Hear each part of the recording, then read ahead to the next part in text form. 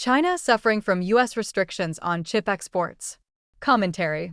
President Donald Trump has embraced and continues to enforce the Biden administration's ban on the sale of advanced semiconductors and semiconductor manufacturing machinery to China. Though at first the embargo seemed to be more posturing than anything else, recent reports out of China suggest that the policy is beginning to bite. Chip shortages have slowed the overall pace of Chinese technological development, especially in artificial intelligence. That may warm the hearts of those who would interfere with any Chinese advance, but, like China's use of its near monopoly on rare earth elements, the leverage will only last so long. China, like the United States, will develop workarounds to address interruptions in rare earth supply. Ultimately, technological solutions will likely disarm both advantages. For the time being, China is hurting. Shortages of advanced semiconductors have become so acute that the regime in Beijing has taken control of distribution for China's #1 chipmaker, Semiconductor Manufacturing International Corporation. It is hardly surprising that Beijing has given priority to Huawei Technologies, the nation's technology champion. For the rest, Chinese technology companies are battling each other for access to advanced computer chips. Shortages even forced AI star, DeepSeek, to delay the release of its latest model earlier this year. China's authorities and business community are naturally looking for ways to relieve this strain and catch up to American-controlled production capabilities. They have a long way to go. The country today, according to government sources, has only about 25% of global chip-making capacity across all types and much less of advanced chips. According to the Institute for Progress, even this low official measure overstates reality.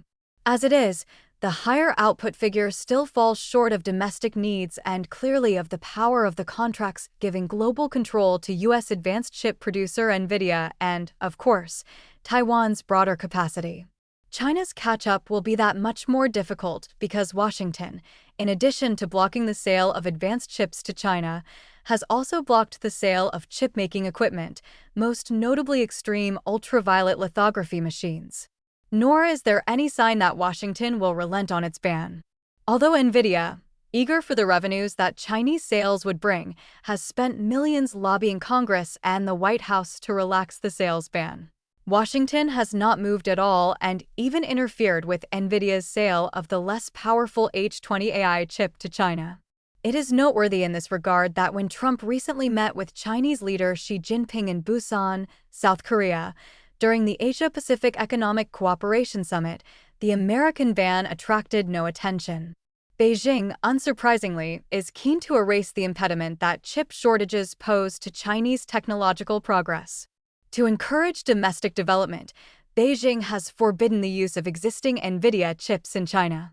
In place of advanced chips, Chinese tech companies have developed methods to bond older, less powerful chips together to deliver the computing power needed for AI applications and other advanced technologies.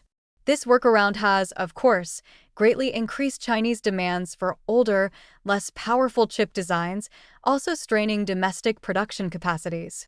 At least access to American sources of these older chips is not banned, though this solution is less efficient than using advanced chips and more prone to error, drawbacks that have also slowed the advancement of Chinese technology.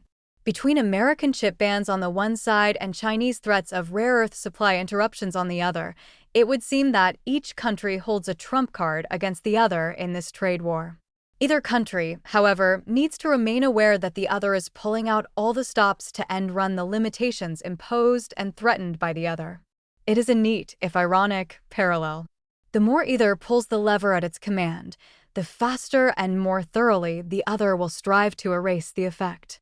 It is a good bet that, in 1 or 2 years, neither will have much leverage against the other.